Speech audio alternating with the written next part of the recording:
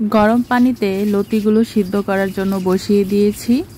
সাথে হচ্ছে আমি এখানে লবণ আর হচ্ছে হলুদ দিয়ে দিব সিদ্ধ করার সময়।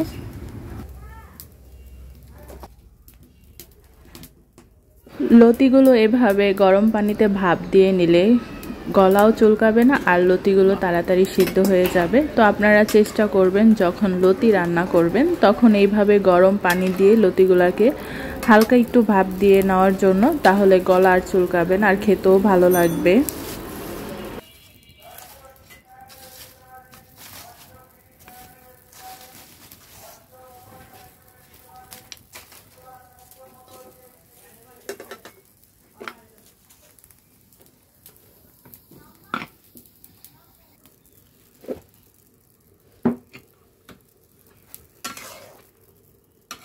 5 মিনিটের মতন আমি লতিগুলো গরম পানিতে সিদ্ধ করে নিলাম আর পানিটা যখন একটু ফুটে আসবে তখনই আমি নামিয়ে নিব। তো আমার সময়টা 5 মিনিট লেগেছে।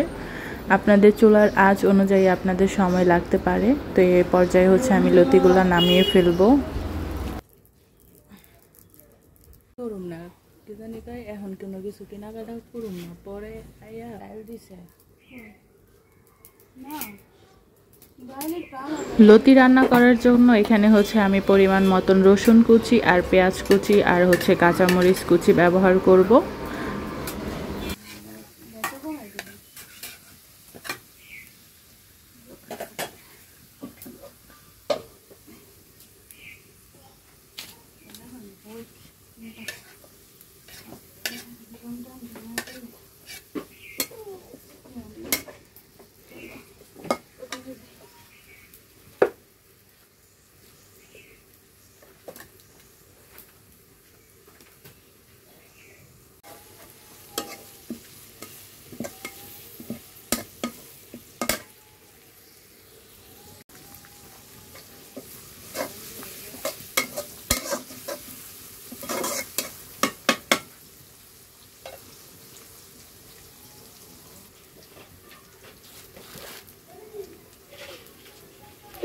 পেঁয়াজ মরিচের সাথে এখানে আমি চিংড়ি মাছটাও একটু ভেজে নিব ভালোভাবে।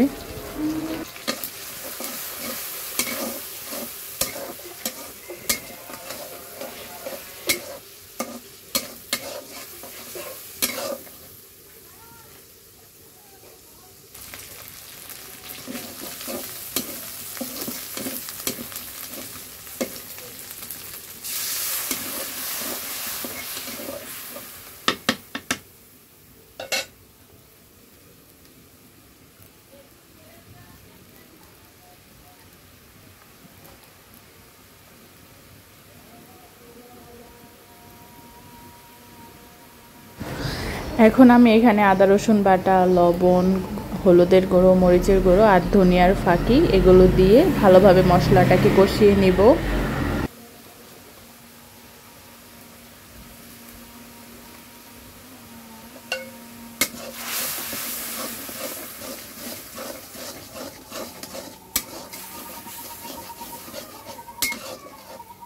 আগে থেকে ভাপ দিয়ে রাখা লতিগুলো দিয়ে ভালোভাবে কষিয়ে নিব কিছু সময়ের জন্য।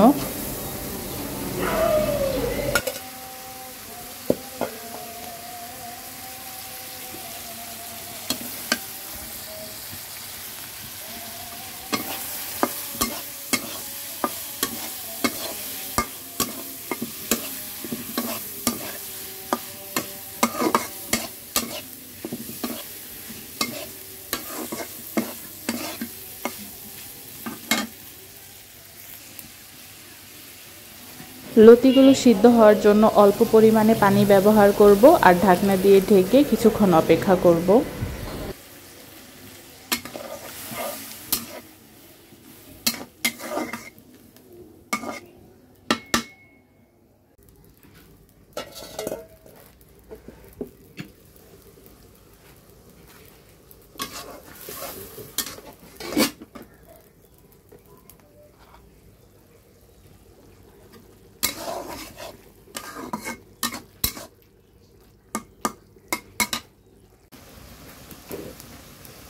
এই পর্যায়ে আমার লতি দিয়ে চিংড়ি মাছ রান্না করা কমপ্লিট। এখন আমি একটু জিরা ফাঁকি দিয়ে তারপরে 2-3 মিনিটের মতন রেখে নামিয়ে ফেলবো। তো আপনারা চাইলেও বাসায় এভাবে লতি দিয়ে চিংড়ি খুব সহজেই রান্না করে নিতে পারবেন।